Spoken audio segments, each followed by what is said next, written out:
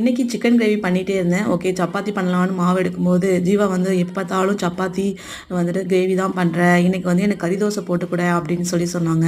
Okay நானும் ரொம்ப நாளாக இதுக்கு ட்ரை பண்ணணும் அப்படின்னு நினச்சிட்டே இருந்தேன். ஓகே இதான் கரெக்டான டைம், நம்ம ட்ரை பண்ணி பார்த்துடலாம் அப்படின்னு சொல்லிடுச்சு. ஸோ கிரேவி வந்து கொஞ்சம் ட்ரையாக விட்டுட்டு எடுத்து ஒரு எக்கு மட்டும் போட்டு மேலே கொஞ்சம் பெப்பர் போட்டு சிக்கனை அது மேலே வச்சு நல்லா பிரட்டி போட்டு எடுத்து பார்த்தா கலர் வைஸ் சூப்பராக இருந்துச்சு, டேஸ்ட்டும் வேறு லெவலில் இருந்துச்சு.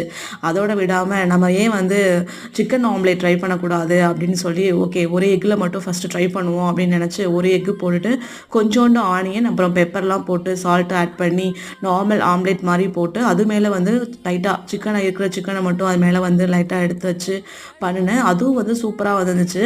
ஸோ வந்து ஃபைனலாக வந்து தோசை வந்து என் ஹஸ்பண்ட் சாப்பிட்டாரு, இது வந்து ஆம்லேட் வந்து நான் சாப்பிட்டேன். ரெண்டுமே நல்லா சூப்பராக இருந்தது. தேங்க்யூ ஃபார் வாட்சிங்.